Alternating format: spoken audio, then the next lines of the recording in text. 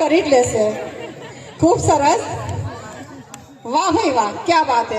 મનનભાઈ, જ્યારે તમે રોવાની એક્શન કરી તો અહીંયા બધા તાલીઓ પાડતા તો, એટલે મને લાગે છે બધા રોતા જ હશે ઘરે લગ્ન કરીને. પણ આપણે અહીંયા એવું નહીં થાય, કેમ કે અમારી લાડકવાઈ પૂજા છે ને, અને સાથે ધરી એ બેવનો પ્રેમ એટલે કે ધરતી અને આસમાન જેવો. એવું કહી શકાય? ના કહી શકાય. ધરતી ક્યાં ને આસમાન ક્યાં. આપણે તો ચાંદ સિતારાની જેમ ચમકવાનું છે. નેક્સ્ટ પરફોર્મન્સ એટલે કે મામા અને મામી. મામા અને મામી. મામા એટલે શું? હા, સ્ટેજ ધ્રુજવાનો છે. એ વાત સાચી. જ્યાં બે માં મળે એટલે કે મામા, જેનો પ્રેમ ભાણી માટે તો કંઈક અલગ જ હોય. મામાનું નામ બોલવું પડશે? જરૂર નથી ને? પૂજા, એક વખત તારે એવું જોરથી નામ બોલવાનું છે કે આ તારા મામા છે ને બધાને ખબર હોય છે. શું નામ છે મામાનું?